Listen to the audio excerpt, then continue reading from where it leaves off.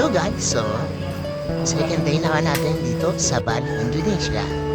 Habang nagaan kami, kumain muna kami sa parang sari-sari store nila dito ng yan, para siyang meatballs and noodles. And syempre kailangan merong mainit at masarap na kape. Sobrang chill dito, medyo malamig din sa umaga. And then ito na nga yung first destination namin, napakaganda na temple na ito. Sobrang daming tao nga lang, pero look at the design. And then yung bundok na to, akala mo sa Pilipinas ka, ang ganda niyang tanawin. Kitang-kita mo talaga siya. Sobrang ganda. Next destination is parang temple din siya.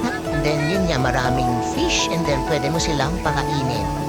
Sobrang daming koi fish. And then yung hindi ko alam kung nakakain yung iba dito. Pero yun nga, ang lalaki nila.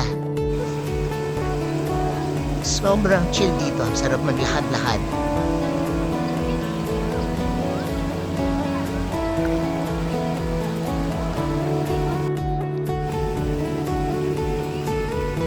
Yon, no? Talagang pag hinagis mo yung ano sa kanila, lalapit talaga sila sa'yo. Sobrang laki talaga nila. Hindi lang nakita ng mga ganyan kalalaki. Sa Pilipinas, hindi ganyan kalaki.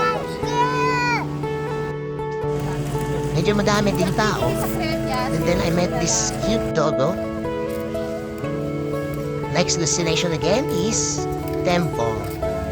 Forgot the name of the temple, but dito bawal maingay. Talagang very serene, tahimik lang. Pwede kang mag-alay ng incenso and pwede kang malimod dito sa tubig na to. Pinaniniwalaan nila na secret yung area na to. Kailangan, pag nandito ka, igalang mo rin yung mga pwede at hindi pwede sa lugar na ito.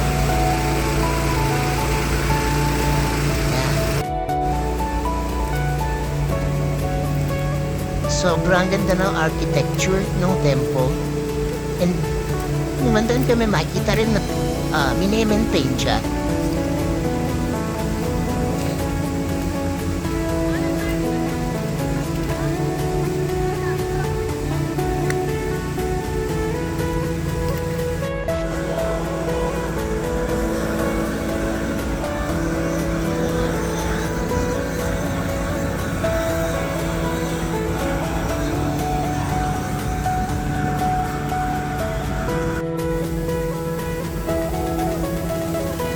So ito, yan. Umaga kami nung nandito, so medyo chill lang talaga. Walang masyadong tao. And ito yung way nila maintain yung mga architecture nila. Hindi ko alam anong tao sa ganito eh.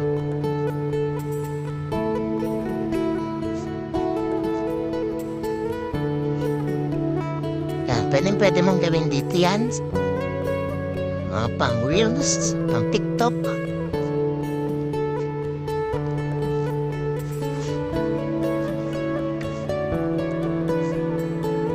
Sulit na talaga dito pag mahilig ka sa mga ganyan.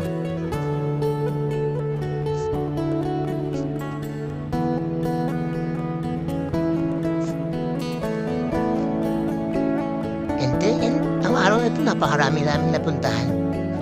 Talagang sulit yung day 2.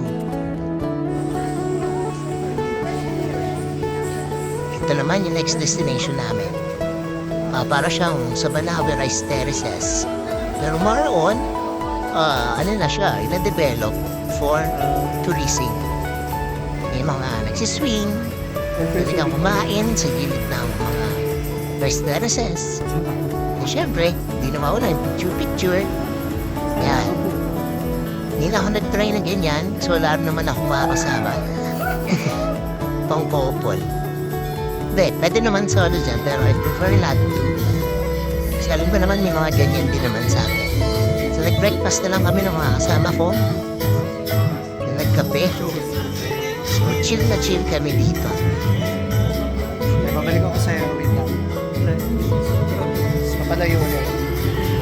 Ah, medyo makulimlim pa yung panahon na to.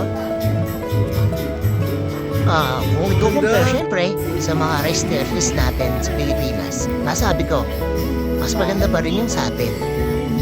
Dahil nakita ko ng face-to-face yung mga rice terraces sa atin, talagang mas maganda. Pero syempre, appreciate din natin na maganda yung sa kanila. And the next destination naman is yung sa mga kapihan. So ito pinapakita ni Kuya, yung pinakamahal na kape sa lahat. Yung galing sa dumi ng hayop. So yan yung natikman ko rin siya. Yan para sa akin, okay lang. May mga ibang flavor akong mas nagustuhan para din sa kape na yan. And then ito, isa to sa mga gusto kong napuntahan din. Resort siya and then nakaharap siya sa rice terraces.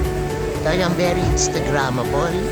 Talagang dinadayo siya ng mga turista. Makikita niyo naman sa video, karamihan dito is puro foreigner.